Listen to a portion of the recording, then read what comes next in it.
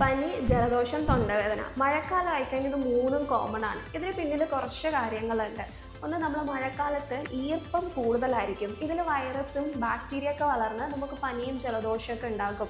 അതുപോലെ തന്നെ ടെമ്പറേച്ചറിൽ പെട്ടെന്ന് വരുന്ന മാറ്റങ്ങൾ, നമ്മുടെ ശരീരം ചൂടുന്ന് തണുപ്പിലേക്ക് പെട്ടെന്ന് മാറുമ്പം നമ്മുടെ തൊണ്ടയുടെയും അതുപോലെ മൂക്കിലേക്ക് മ്യൂക്കസ് മെംബ്രെയിനിൽ ഇൻഫ്ലമേഷൻ ഉണ്ടാവും. അത് കാരണം നമുക്ക് തൊണ്ടവേദനയും മൂക്കൊലിപ്പൊക്കെ ആയിട്ടുണ്ടാവും. പിന്നെ നമ്മുടെ ജലാശയത്തിൽ ഈ മഴവെള്ളം ചേർന്ന് അവിടെ അത് നമ്മൾ കുടിക്കാനോ അല്ലെങ്കിൽ കുളിക്കാനൊക്കെ എടുക്കുന്ന സമയത്ത് അതിൽ ബാക്ടീരിയയുടെയും വൈറസിൻ്റെയും ഒക്കെ പ്രസൻസ് ഉണ്ടാവും.